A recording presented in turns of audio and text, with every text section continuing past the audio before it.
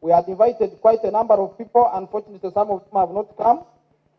The leaders of Wakiso district at all levels, they are invited, and also KCCA and other neighboring places. So one of the critical purpose why we are here is to express our existence, that we exist, and we ought to be known, to be recognized, considered, and supported like any other community that exists within the metropolitan area. The second one is to have all the stakeholders know our experience since we started living in this place, what we have gone through, and how we have managed to continue, I should say surviving, because it has not been easy. The third one is to fundraise. The purpose of fundraising, work on the road.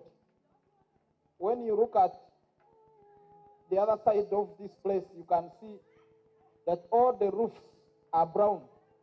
You may think that they actually intentionally roofed with the brown color roofs, but the color has been changed by the dust. Not like all of them are brown or red. So we want to fundraise for the upgrading and rehabilitation of the road that stretches right from, should I say, the stadium, Wangokok Stadium, up to the estate, and also beyond, where it connects other important roads. And then the fourth one is to get together, know each other, interact, and have fun in anticipation to strengthen the spirit of togetherness. I think this is something we shouldn't underrate. We have always met before, but we have not had such a function where we are not focusing on issues. Here we shall be interacting. We have music of this kind. We have outsiders. So one purpose is also to interact and know each other. And I would urge members who are present and those ones who will be coming to make sure we introduce each other, where we are working, where we are staying, and leave this place when we have added on the people we know and friends. I wish to highlight what Nalumunye is. This place is commonly known as Nalumunye Jumay Estate.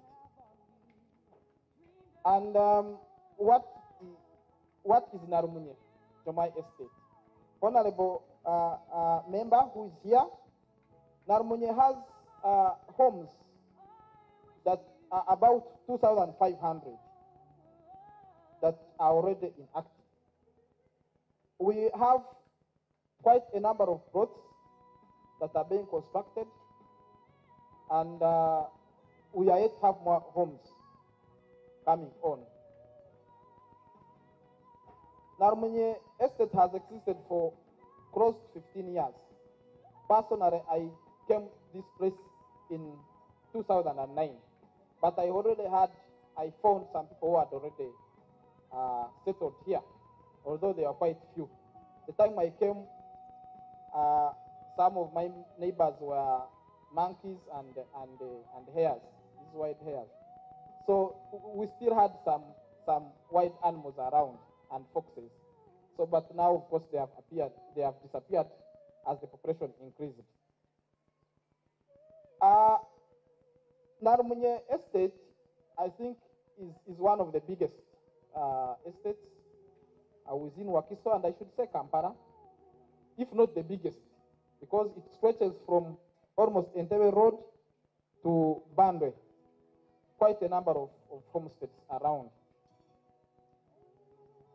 It is composed of a population of a diverse of professionals and business people. When we are in the meeting, we find that we have all professionals. And what's surprising, much as we stay in Wakiso, I think 80 to 90, maybe 95% of people who are staying here work in Kampala, KCCA.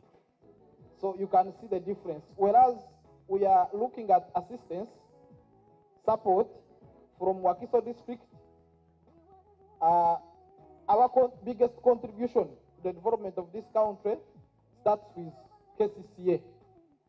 And I would have wished to have had officials from KCCA, unfortunately who haven't come yet, hopefully they will.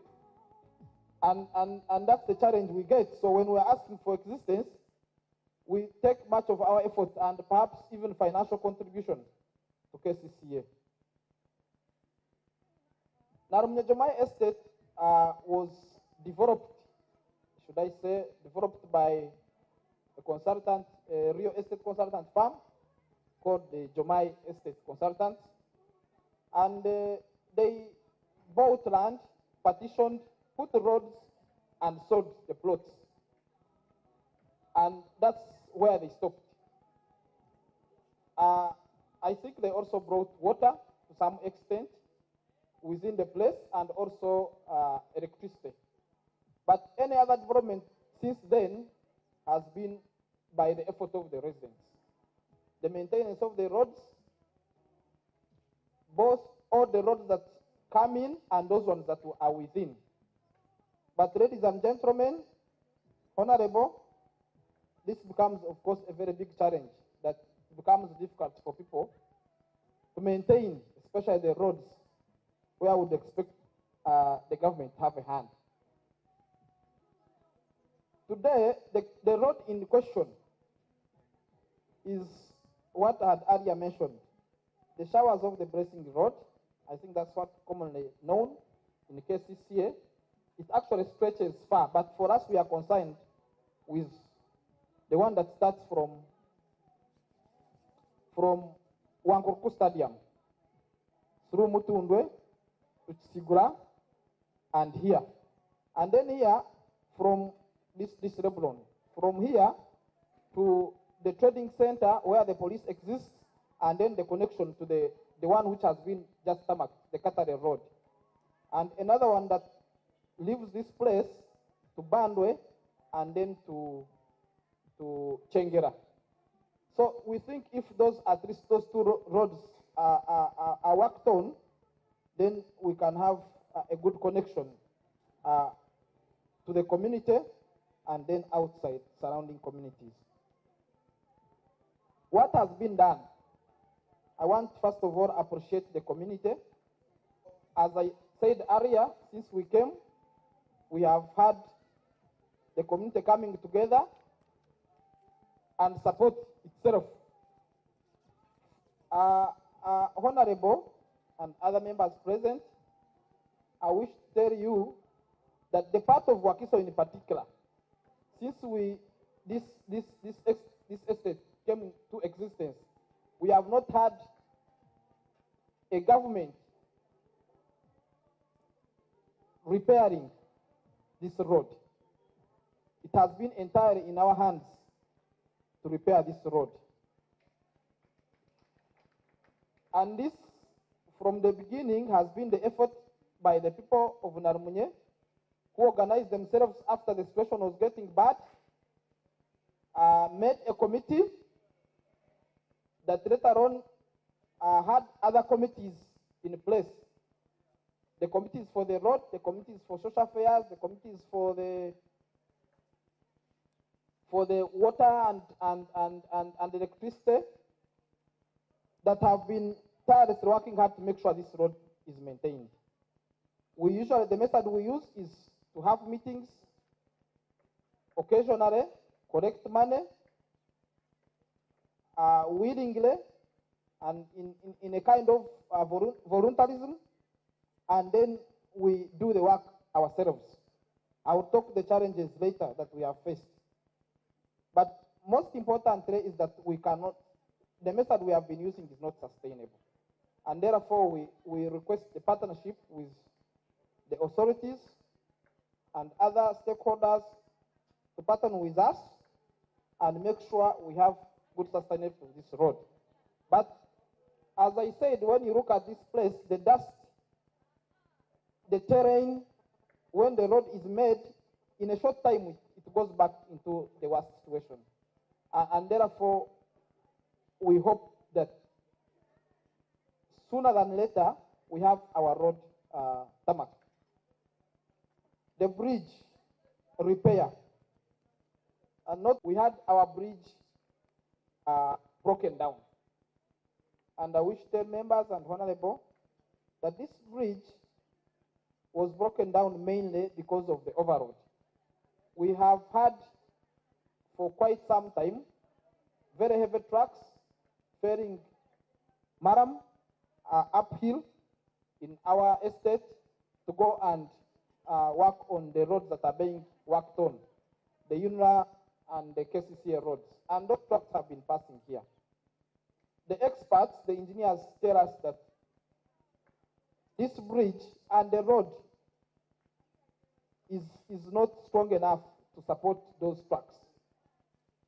And because we did not have powers to stop them, we ended up having our bridge broken down. We immediately appealed to the Wakiso district, but of course they said they did not have the budget to repair it. And again, we had to take the initiative of mobilizing money among ourselves and repair the bridge. Today, I'm happy to inform the members that today is going to be the official day of launching that bridge that is officially open. Because we had 2 weeks without using this road because of the broken bridge. And on that note, in as far as the bridge is concerned, I would wish to appreciate all those people who contributed from the community and both money and their time. Let me talk about challenges, and particularly I'm forwarding these challenges for us as a community to make sure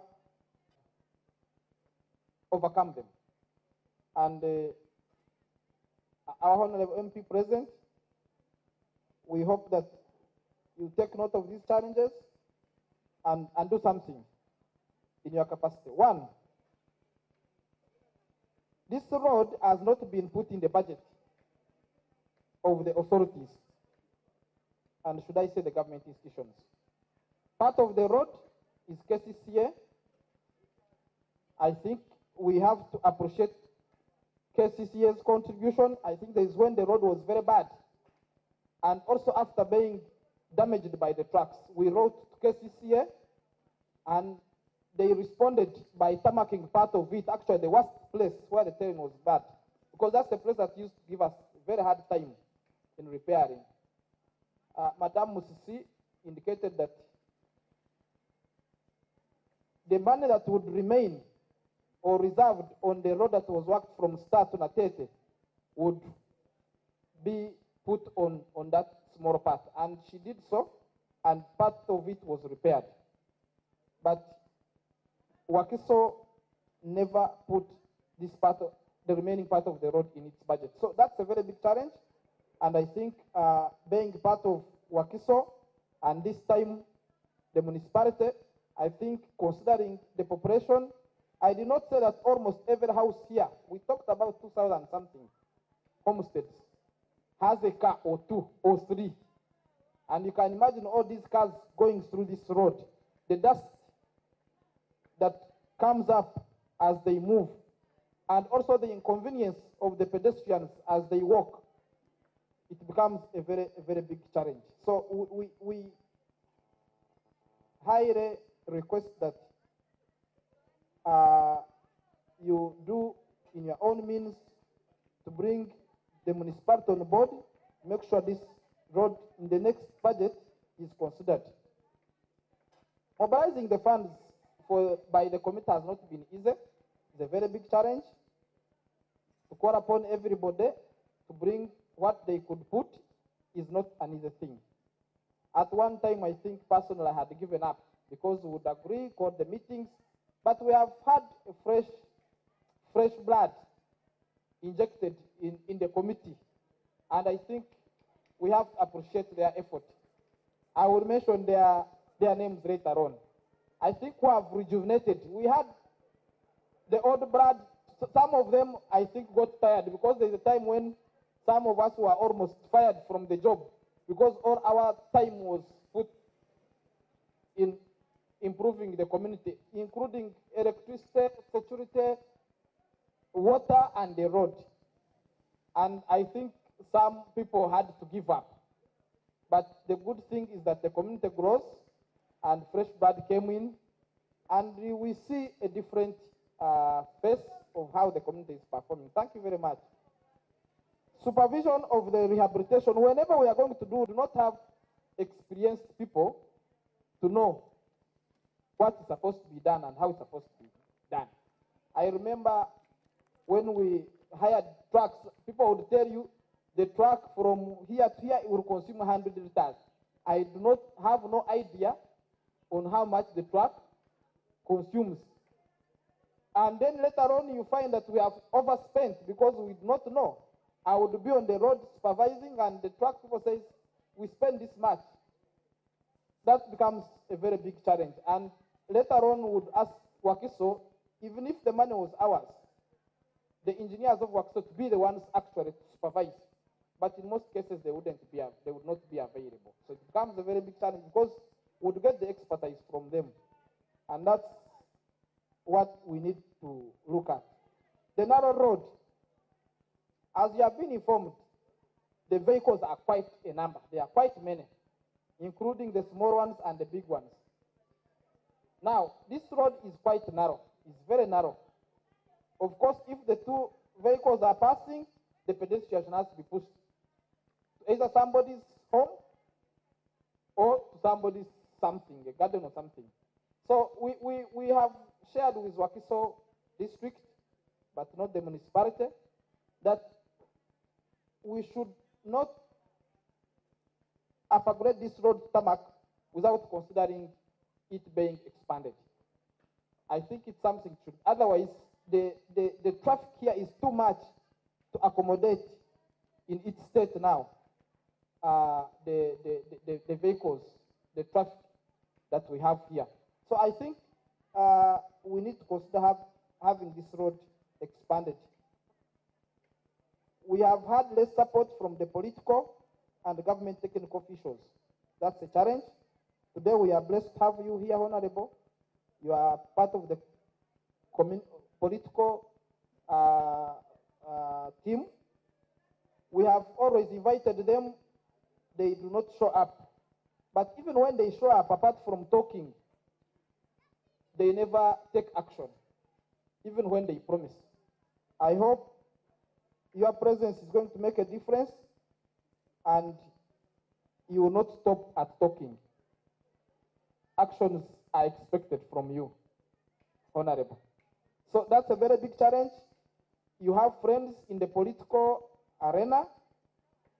We pray that you bring your friends on board, support our cause.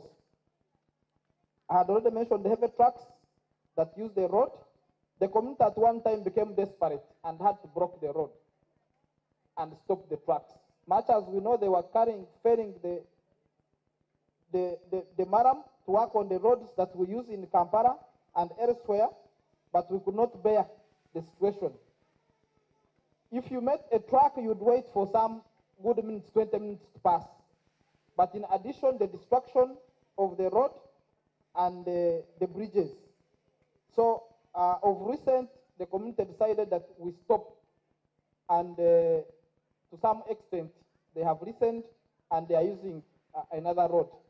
But that's something we have to continue looking at. Those are the challenges, ladies and gentlemen, that everybody needs to look at. Way forward. The community is aware that we are petitioning. We have written the petition. I think the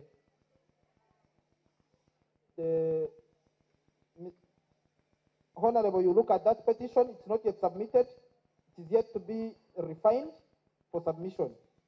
But most importantly, we want to bring all the stakeholders on board. Wakiso District, Ministry of Works, we have a lady called Madame Betty, who stays the other side In her own capacity, she has been supporting us. She has been part of us, but as an individual, not officially. And she has advised that if we work hard through this petition and follow it up, we can have this road considered. And Honorable MP, we request that you become an advocate of this petition.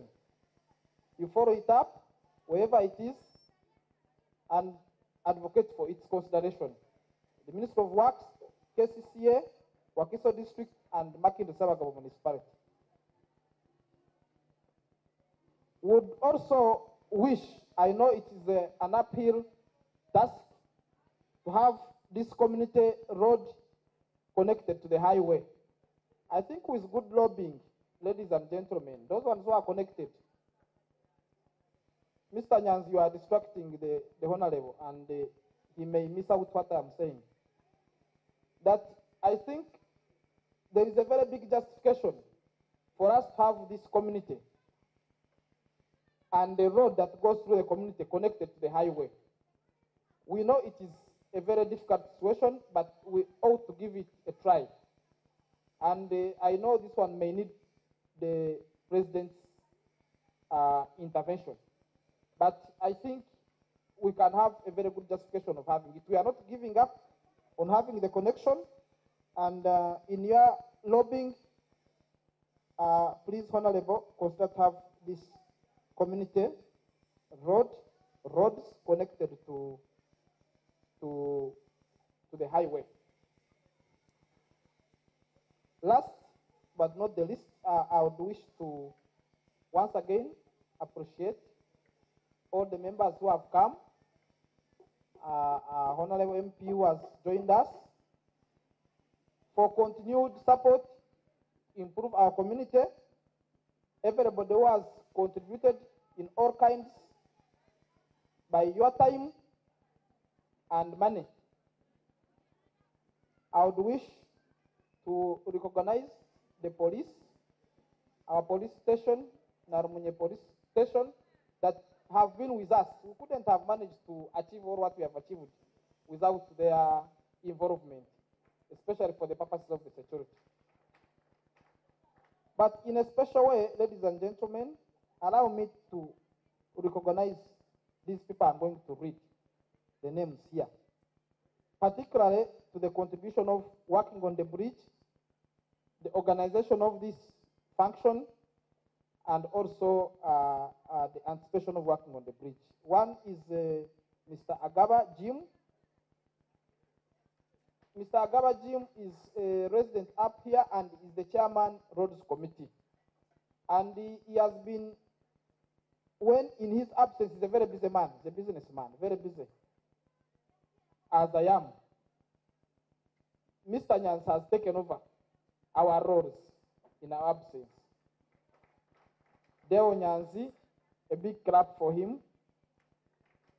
Mr. Franklin Sali is not here yet. Today being a Saturday, you know what happens on Friday. Yesterday we left this place around 10. He was already very happy. And perhaps he extended his happiness up today. Era bwe mpulidde nga chairman agamba nti abawakiso baatusuulirira nenzijjukira ne nga nti Katonda ngenfudde ndowooza gwe musango ogwo gwe twazza naye ng'ekituufu kiri nti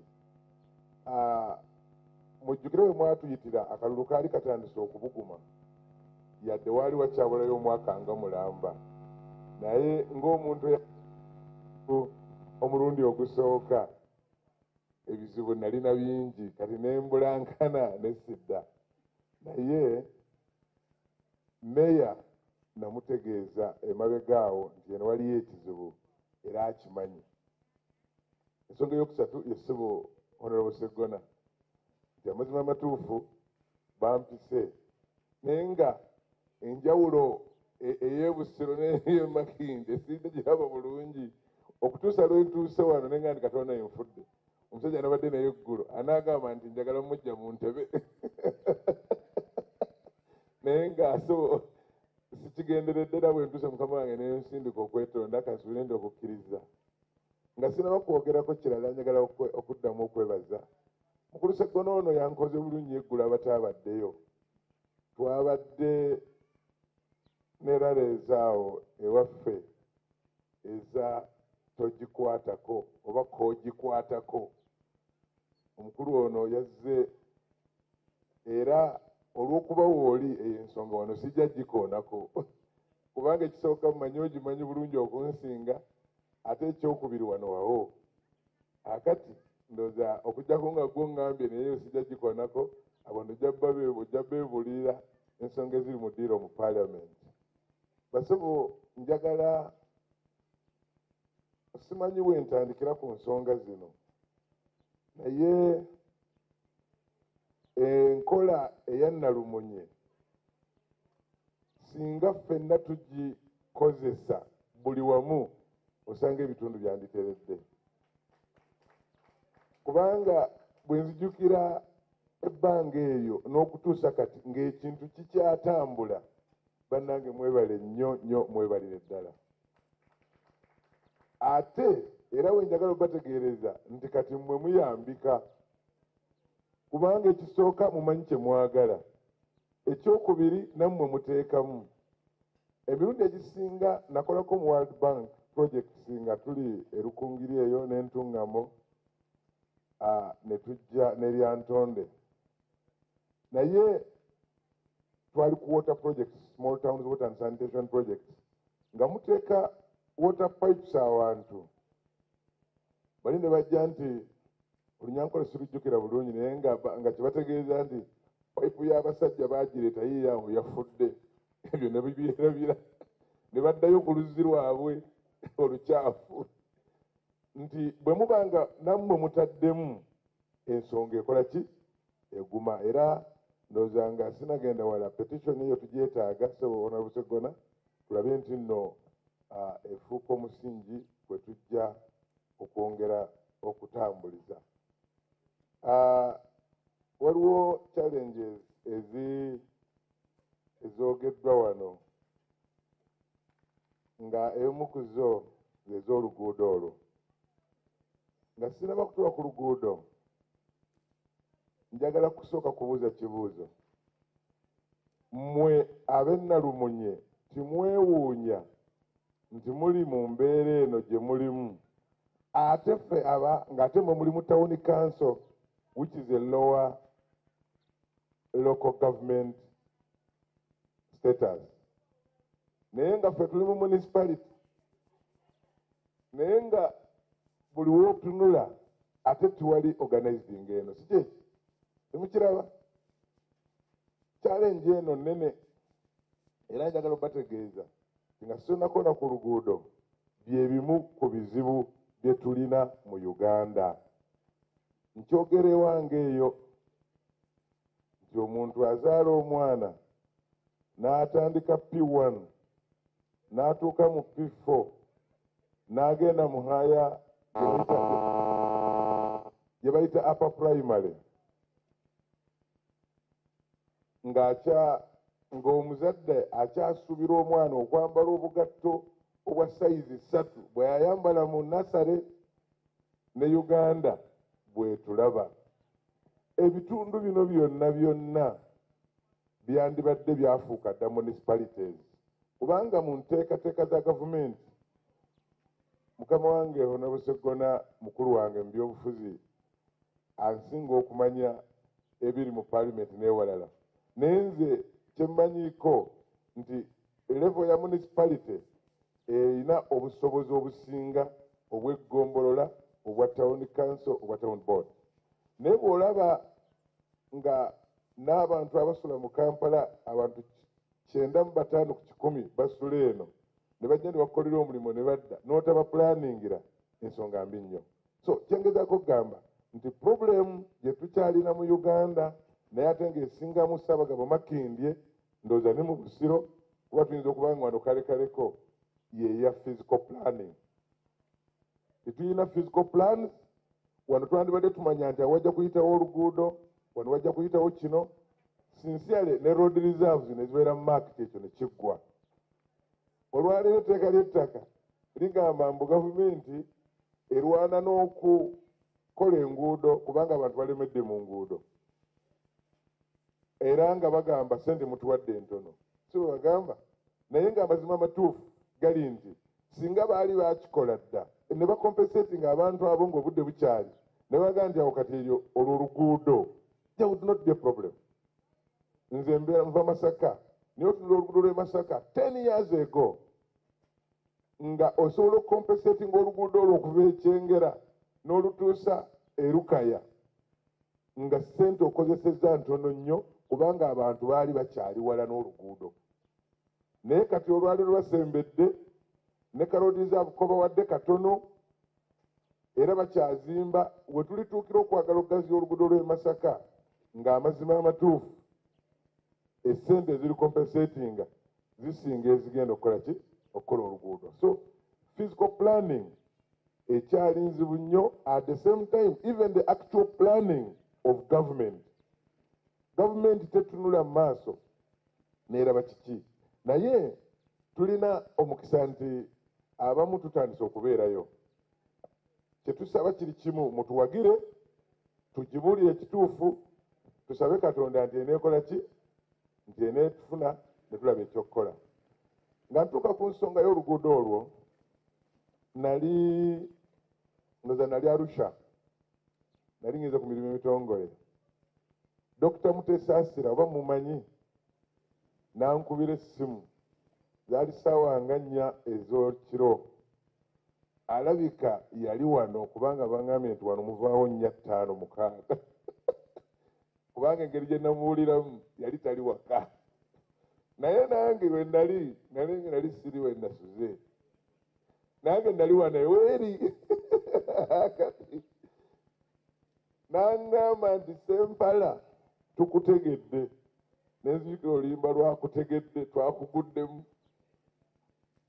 gwo olemesa oluguudo lw'ennamunyokkolo olwena lumunyokolebwa nengamba tibanaye sibitegeera nako ne mugamba bwe najja nja kukola ki nja kulaba nange bwe nakomawo naggukira wa engineer Betty Nabosa ne mugamba nti wayi ebintu byennalumunye bibaŋŋamba nga sibimanyi ne tutula mu woofiisi byonna n'abyanjuluza ntula ku kakiiko ak'enguudo bwe nali nteekayo obwetaavu bwa municipality amazima amatuufu oluguudo lw'ennalumunye saalussaamu ekyo nkyogerako ati clear enguudo ze twassaamu oluva ku sita ne lugguka ku Kisajja era olwo Katonda ezo tuyamba next year luyinza okutandikibwa ne tussaamu Busaabala road kubanga olwo mulumanyi kati mu minisitule buli lwennyingira bampita honorable Busaabala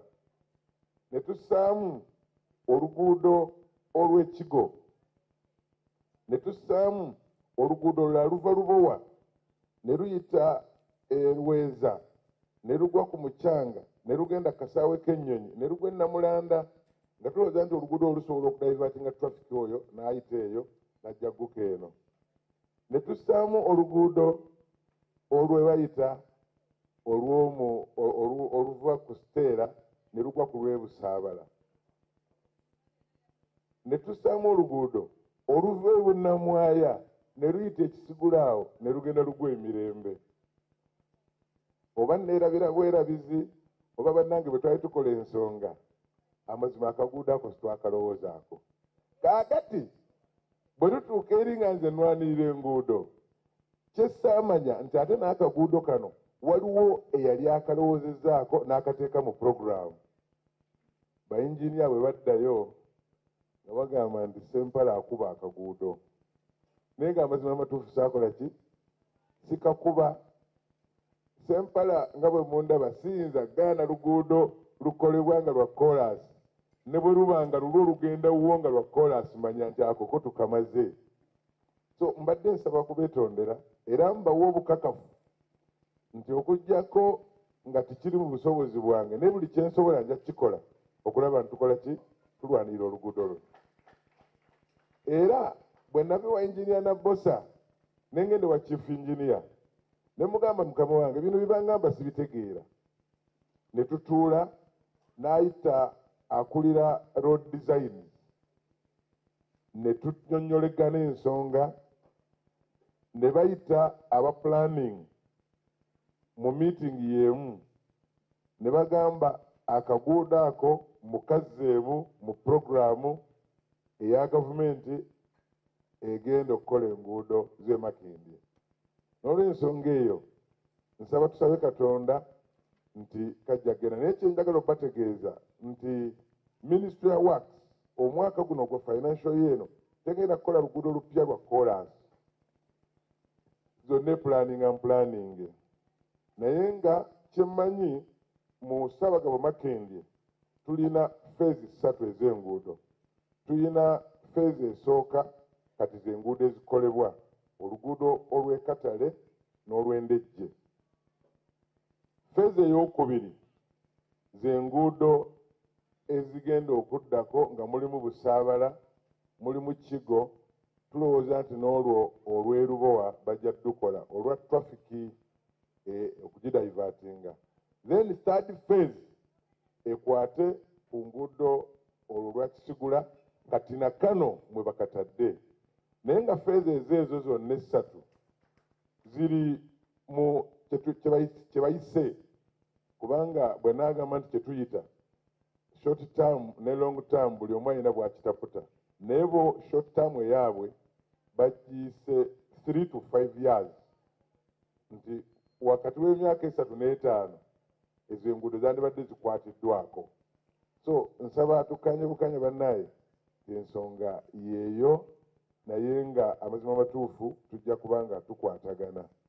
Njagala okumaliriza n'okubeebaza okumpita, kubanga nze nkimanyi bulungi nnyo Mukulu Sseggona nga nnoonya akalulu sikiŋŋaana kusaatuukirako eno, kubanga nkimanyi waliyo abakolera eno nga basula eri, era nange bwe ndikusangayo ng'otokota sijja kugaana, kubanga nja kumanya waliyo abasula eno abakolera eri.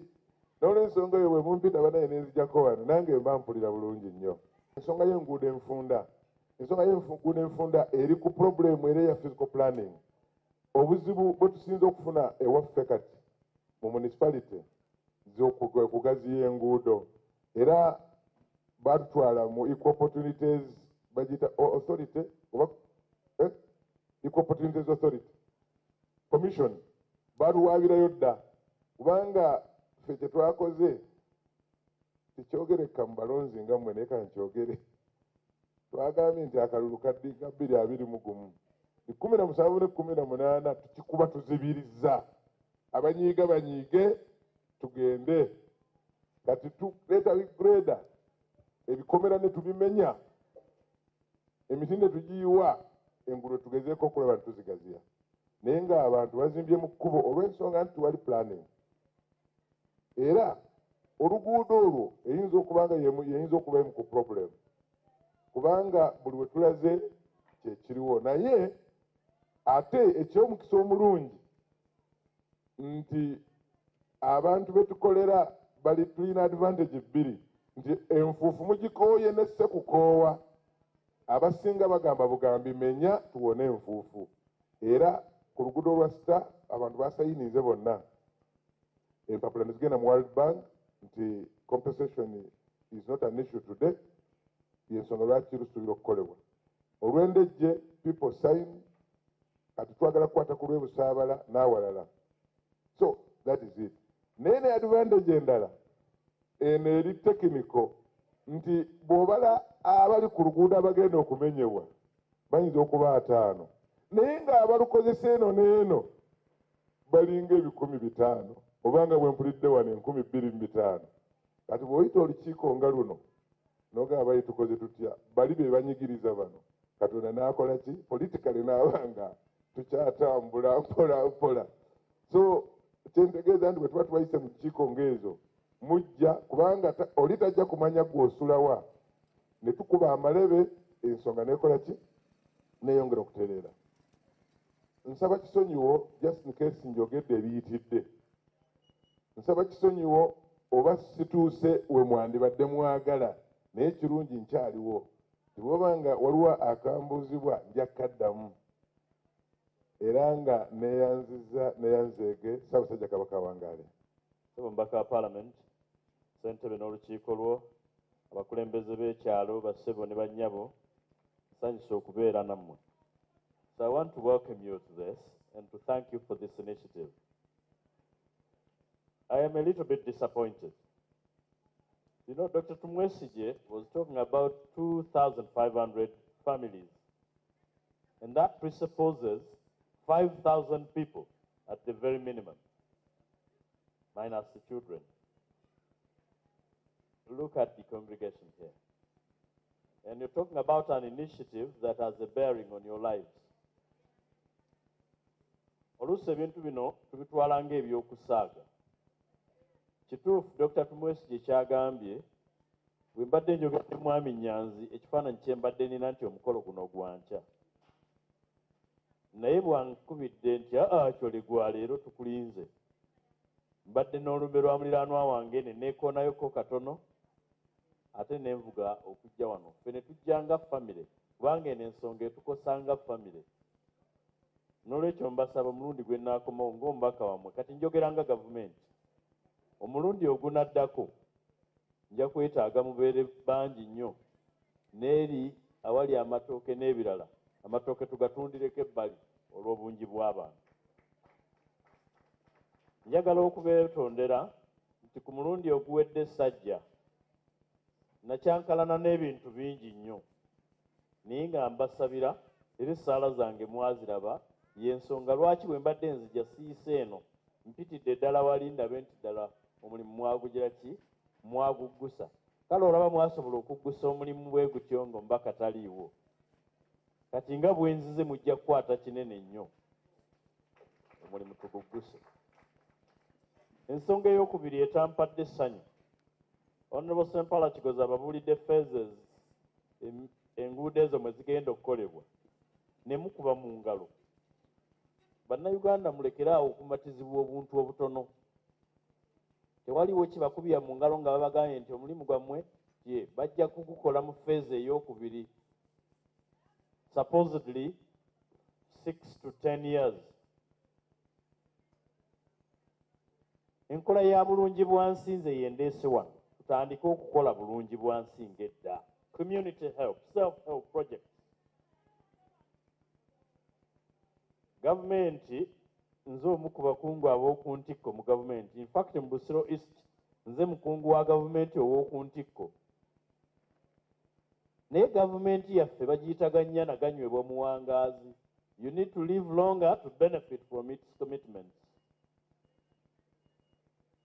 Gavumenti ya Uganda eno yayingira mu bukulembeze nga ndi mu P3. N'okutuusa kati waliwo ebisuubizo ebitannaba kutuukirizibwa. In fact, mu Parliament tulina committee, we have a committee on government assurances. And annually we receive reports from that committee on the unfulfilled pledges of the President, ministers and other officers of government. And it's always a disappointment. Now with that background, you need to start helping yourselves. We need to start working on some of the projects by ourselves. Enguudo zino ze mulaba lino lyonna lyali ttale. Dr. Tumwesige says he came here in 2009. I used to settle in this constituency in 2009, although I'm a born of Busiro. Now, if you look at it from that perspective, if Jumay had waited for government to come and work on the roads, you would not be here. Jumay, ng'omusajja omukozi wa business, yaleeta bitrakita n'atandika okusala enguudo. Era enguudo ezo ne zimuyamba okusitunda poloti ze. Mu kiseera ekyo Jumay ba yali atunda poloti miliyoni 6 oba 8. Nkakasa poloti ye yali egula miliyoni 8 olwayo tosobola kugifuna at less than 60 million. Bwana ezaali zisigadde awo ze yali aleseewo nazo namanyaako nti yazisala n'azitunda.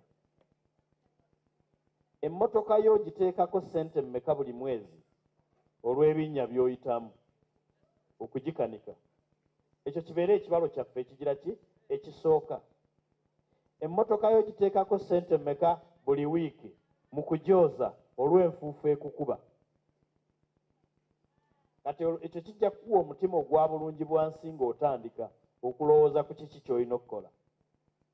If we are to take the calculation given by Dr. Tumwesige, and I want to believe it because he must know more mathematics than I do, because the key qualification for becoming a lawyer is failing mathematics. And the key qualification for becoming a doctor is knowing some good mathematics. So going by his mathematics, and I believe he has statistics, if you have 2,500 people, let each family contribute 1 million, you'll have 2.5 billion shillings. Isn't that enough to work on your road? And you rest assured you'll have no dust for the next 5 to 10 years going by Ugandan standards. Honorable John Nasasira yatugamba ife wano bwe tuba tukola enguudo tetunnatuuka ku capacity ekola nguudo zisukka myaka 3. Of course I don't agree. Bwe mukola oluguudo lwa chorus wano mujja kumalako minimum 5 years nga tewali wazzeemu kukonkona ku luggi lwo nti jangu tukole oluguudo luno. Naye emmotoka ogikuba mu kinnya orisikinga mukyala wo n'abaana bagwa mu binnya, olinda gavumenti ya Uganda oluvannyuma lw'emyaka 10 ejja kukolera oluguudo olwo, so nga bwe tuba twekutte ffe nga ffe tusobola okulwekolera. Tetusobola. Mumbulire, can't we do that, work on this road? We just need one thing, commitment. And I'm dealing with a very serene neighborhood, wano wetuli, where each family is able to contribute at least 1 million shillings. But let's look at a range of 200,000 per family. Emitwalo 2 nga givudde mu buli nnyumba, ennyumba 25,000 tuba tulina miliyoni 10,000 5 mumpagira oba temumpagira. Kati mugateeko ziwere 2,500 mwemu n'eyange ey'ebuddo nga kweri. Ze musonda ze nsonda. Mukitegedde? Bwe mubanga mulinda gavumenti egyekole enguudo zino, then mwampitidde ki? Mwaŋŋambye tujja ku fundraising ne sibeekweka n'enzija tugire ki? Fundraising. Njagala Dr. Tumwesige ajje wano, naawe mwami Nyanzi mumbuulire kye mwatuyitidde. Wano omu wano n'omulala wano. Twagala okufuula oluguudo luno motorable. So esente ze twagala kaakati za kufuula oluguudo luno motorable nga tulukola first class. Madam. Yes. So naye mukama wange sebo kyama. I think you have said it. We are anticipating to tarmac the road, and I am happy with what the Honorable has said. And as far as putting our effort as a community, you found when I had completed my speech, and had communicated that actually for a long time we have been maintaining this road. And among the things you have mentioned is what the community is looking at. Instead of knocking on their doors all the time working on the road, many of us are saying, why don't we contribute a bigger portion of what we have to tarmac the road? The engineer of Wakiso, in one of the meetings, we told him we can have a partnership program. We get the design, we get the budget, and said, for us as a community, this is what much we can put. That is if they are willing, and he said there is that opportunity to do that, and we are willing to partner. But in case that one fails, we still think that we can do what you are looking at, work on it. But for this purpose today, I do not have the details off my head, but we have it. And for today, as Mr. Nyans said, we want to make this road passable. The state is very bad, that the money we collect today and what we have already collected, I think it's about 11 million or 15 so far. So the effort of the willingness and the effort of the community is there. We already have 15 millions, not even to tarmac, but improve the state of this road. And people are willing to contribute more. Thank to thank you so much. You know, today I tell you, because this one is going to be our launch pad for self-help projects. And for you have provided a very good example with the rest of our communities where we come from. Nze nkyala awantu nosanga abasajja n'abakazi ab'emyaka gyo nga bakugamba ssente za kulya. Nzizo zannema, ezo zannema, era neefuuka nsonga nnene nnyo gye ntambulira. Naye nze ne ŋŋaana okubeera ow'ebyobufuzi, nze ndi mukulembeze wammwe. Njagala mbakulembere mu ngeri ey'obwesimbu. Kaakati temulaba nti mukuŋŋaanyizza miliyoni 11, njagala okubeebaza tubakubire ne mu ngalo.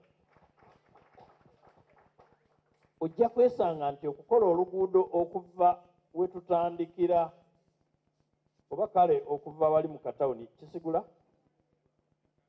okugenda okulutuusa waggulu eri tuyinza okuba twetaaga miliyoni ng'ebikumi bimeka 2 nga twogera ku tamak ali moderate. Naye nze nkugambye nti musobola n'okwejjamu miliyoni 5 ne mukola n'obuguudo obulala bwonna mu community obubagatta. You improve the quality of your lives. Osanga omukazi atunda kasooli ku luguudo nga bw'oyisaawo emmotoka yo enfuufu ekuba ku kasooli. Bw'oyinza okuba kasooli oyo si gw'ogula, omwana w'oku kyalo n'agulako n'amulya. Bw'amala okumulya gwe n'ogamba ebyabo tebinkwatako, n'alwala ekifuba. Naye ekifuba kitambulira mu mpewo, si bwe guli. Bano abasawo bakimanyi. This one we are united by our wives, as he said. Kati ekifuba bwe kiva ewooligo guwagambye takukwatako, ne kijja ne kiggukira ewuwo mu nnyumba. N'ofulumya emitwalo 2 ng'ojjanjaba baana. Si bwe guli? Naye ng'emitwalo 2 singa wagiwaayo gikole oluguudo kiyambe community, ekyo ekifuba wandibadde tokiyina mu nnyumba yo. Ku nteekateeka eno mukyala wange nange tujja kunoonyayo emitwalo 50.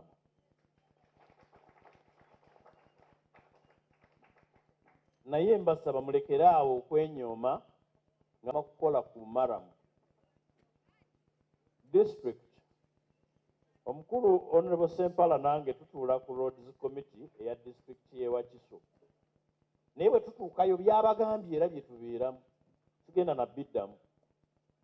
Bye tubeeramu nga tugamba bannaye tukoze tutya, ne twekubagiza ate ssente zigaanye. Enguudo ziri zaayogeddeko eza chorus ze tukola nga district. Eyo initiative ya district y'e Wakiso nga tetwewoze, tetuzijje mu gavumenti, naye ne tufuba ne tukola. Kyobala tugikola mu phases. Oluguudo lwayogeddeko oluva e Katale, Kasenge, lugende lugguka ekitemu. Ng'ekigendererwa bw'ova ewammwe e Masaka, bwe teweetaaga kujja kubonaabona na kwonoona mafuta e Busega. Oyita Buyiseeyo n'ojja n'ogatta. Nange neegomba okulambula constituency yange nga ntambulira ku nguudo za tamak. Nkyegomba nnyo. Honorable Sempala alina kyabagambye, nze kinnuma. Nakigezaako ne mu palamenti eyo, naye nga kizibu kyetaaga statistics. Kaawo bwe nalina mu kiseera ekyo e Wakiso n'atambeerera wa mugaso. Nze nagamba waliwo omusolo gwe bayita local service tax. Omusolo ogwo gwasikira graduated tax. Nali nsabye Kaawo mu kiseera ekyo ampe statistics z'abantu abava e Wakiso nga bakolera Kampala. Omusolo ogwo KCCA egubasalako ng'egujja ku mirimu gye mukolera, local service tax. Naye teguzzaawa Wakiso gye musula, ate nga graduated tax gwali musolo oguweebwa district oba local government gye tusula. Ogwo musolo gwa residence, teguli related to work. Oba muntegedde? Ku olwo Kaawo gwe twalina teyatuyamba. Gwe tulina abadde akyayiga system nenjagala muwe grace period. Singa omusolo gwa local service tax gukomawo e Wakiso, there is a lot that we can do. There is a lot that we can do. Mubaka munange yatuula ku kakiiko aka physical infrastructure. Nze yobangobayo nti siri mukugu. Obukugu bwange ne babutwala gye babusuubira okubeera mu mateeka. Era UNRA nze ngitwala. Mu constituency eno okuva nze lwe natandika okutwala UNRA mu kakiiko ka Kosase, nagiwaliriza okubaako enguudo zeetwala. Etandika ozikola. Kuba UNRA weekola ekola first class maram oba tama. Weewaawo ebyayo gannyana erwawo. Oluguudo lwe bayita olwa Kisekka okuva ekiwumu okutuuka e Wakiso UNRA yalutwala. Oluguudo oluva Emaya okugenda okuyita Nanziga lugende luyunge Entebbe nalwo UNRA n'erutwala. Oluguudo oluva e Buloba olusalira ku poliisi era okweetooloola okudda e Wakiso nalwo UNRA n'erutwala. Oluguudo lwe bayita Balintuma okuva Kampala waakoma ku Northern Bypass ku nkulungo y'e Masanafu okugenda tebaluyita Balintuma baluyita Sentema Road okugenda okutuuka ku ssaza ly'e Sentema oba ery'e Busiro nalwo UNRA n'erutwala n'engikubirako mu ngalo. Naye bwe kyezitwala yakakolako oluguudo lumu. Era bw'okwata lwe bayita olwa Kisekka okuva ekiwumu okutuuka e Wakiso olaba enjawulo ku nguudo ezaffe eza local government. Kola ekintu okole omulundi gumu. Nja kukwatagana ne Dr. Tumwesige tulumbe disitulikiti y'e Wakiso. In fact twalina okutuula ku Mande eyaggwa naye ne basazaamu olw'okuba twalina amatikkira ga Ssaabasajja. Njagala tutuule ne district tumanye contribution ki gyegenda okutuwa. Ekisooka tukkaanya kubanga district erina ebyuma twakagiwa graders empya ate erina n'enkadde. Municipalities nazo zirina okufuna ebyuma. Kati bwe tumanya nti component y'ebyuma evuddemu tusobola okukozesa ebyaki ebya district. Kati contractor ne tumanya nti tugenda kugula material na labor n'obuntu obutono obugwa mu ebyo. Kizibu nnyo nja bakubiriza bwe bato bange nti olulala bwe tuyita mu fundraising budget ebeerewo nga tumanyi kye tufundraisingira tunoonya ssente bwe ziti. Ate this time muzikole mu alternatives.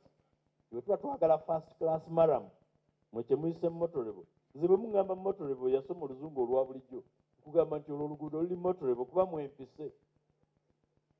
Emmotoka ziyitamu situuse. Naye njagala ekisingako awo ate nammwe nkibaagaliza. Tutandike okutunuulira ebintu ebineneko. Singa tukwata miliyoni 2 ne tuziteeka ku account.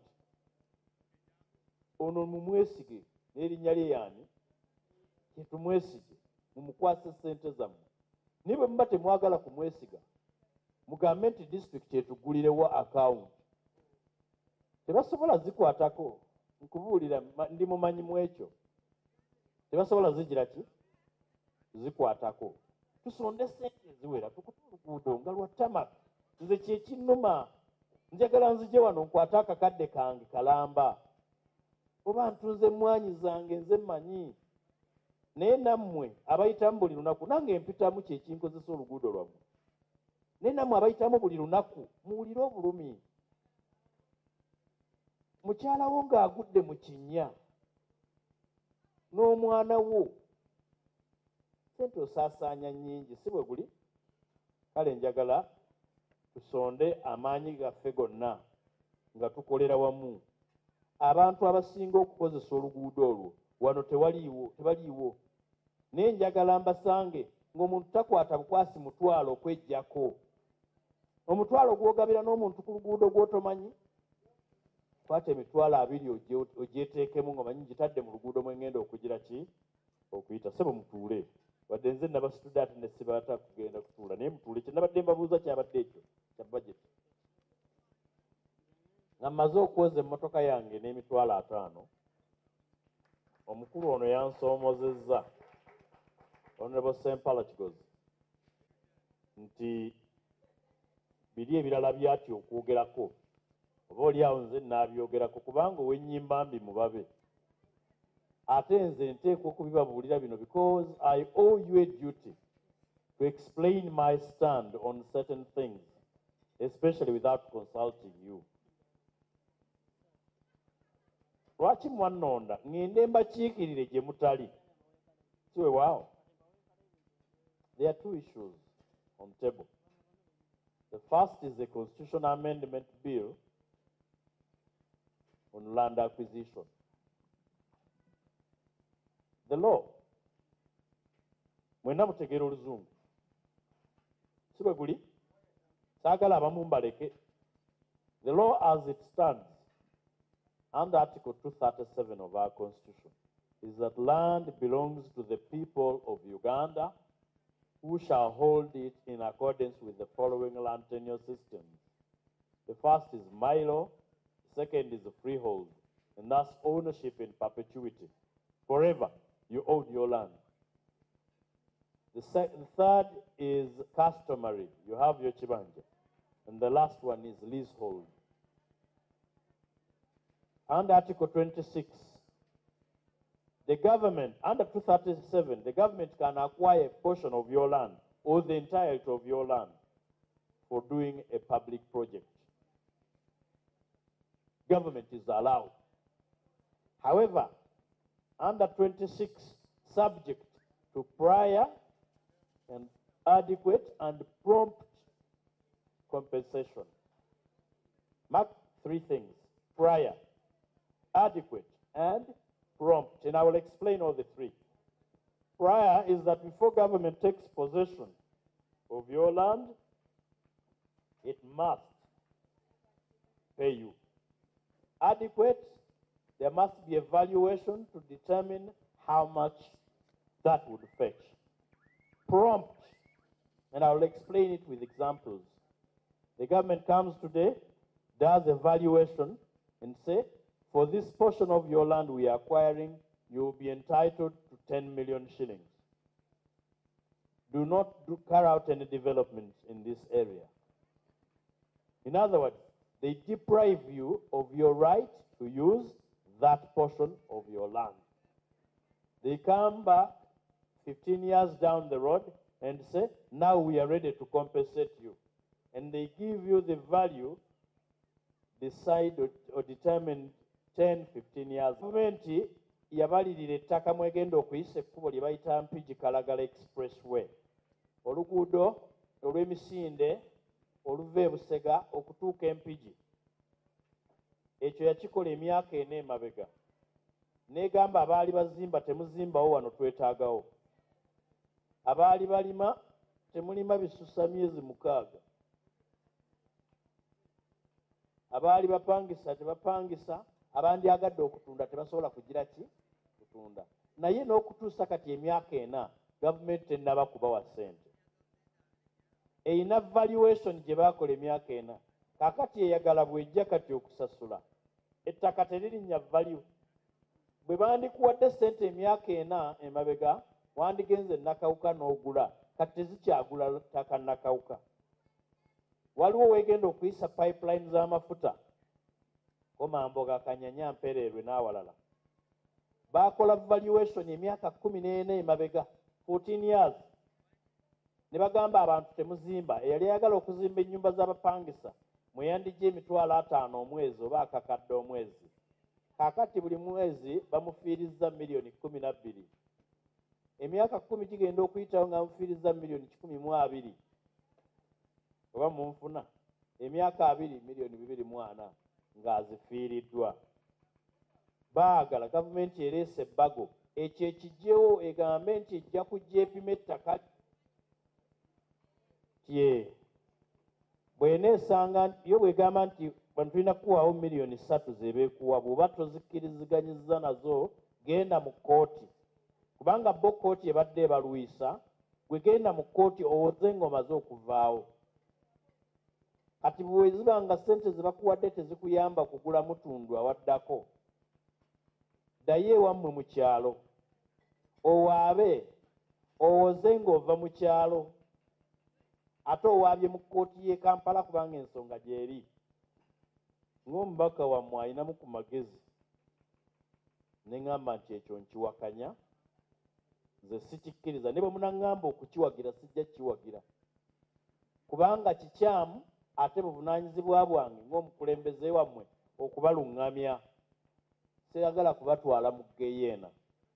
So bwe mulaba campaign gye tuliko omukulu ono gy'abadde abagamba gye twabeereddeko ewuwe ewange twakola ewakiso tunaatera okudda ekyengera ekyo kyekyo tukyakiganye era emirundi ebiri akakiiko k'amateeka kwentuula nga tekeesazeemu baminisita tubagobye baddeyo.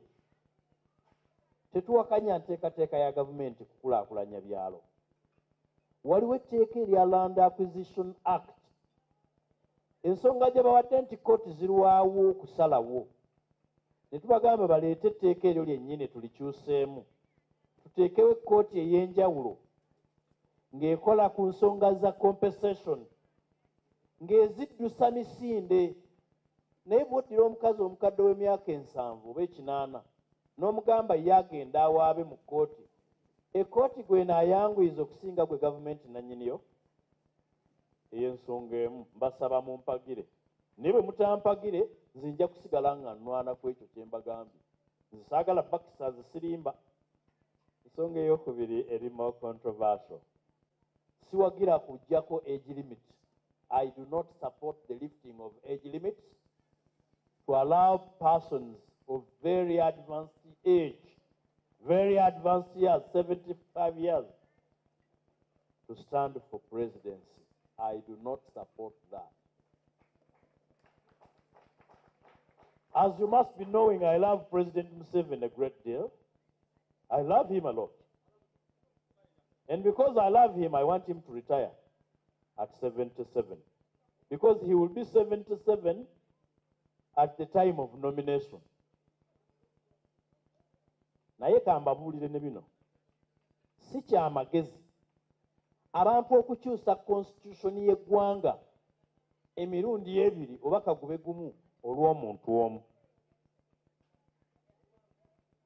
Twakyusa ne tuggyako term limits nga President Museveni ahitinze clock akonye waakoma ne tuggyako term limits to allow him. Abaakikola n'okutuusa kati mbakolimira. Olwaleero mujja kuba na President Museveni gwe mulowooza nti mulungi oba muli batuufu oba nze mutuufu simanyi. Enkeera mujja kufuna Sseggona nga muzibu naye nga temulina mukisa gumugira ki gumuggyako ate incumbent naddala ku bwa president muzibu okuggyako. Kambabuulire ne bwe yandibadde Obote nga yaliko ak'ekinanda tebaatugamba nti yakabba. Kati singa mubeera n'Amini n'agamba twesimbewo n'akwata ababadde bagenda omuvuganya bayinza okumusinga bonna n'abasiba. E Rwanda baakikola eyali avuganya baamujja. So njagala tukole constitution nga ya mirembe naki na mirembe for eternity. N'olwekyo gambo babagamba nti omubaka wammwe zaako mbeebuuzizzaako bwaba wampaka nyambuulire naye sijja kitwala. Kale nno mbeebazizza nnyo okujja wano. Mbasaba ssebo Dr. Tumwesigye, I will never get tired of coming here until we achieve what we want to achieve in this area.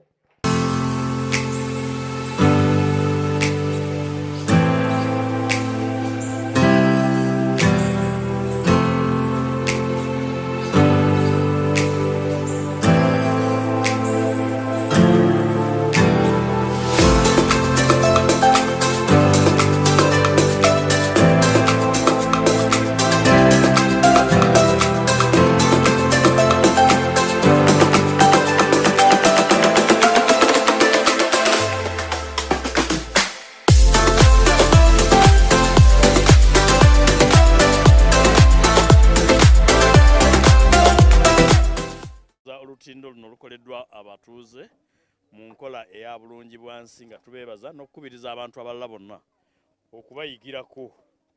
Temutegeera obubi colors zino, kano kabonero ka buwanguzi nga kiragala asala kyenvu.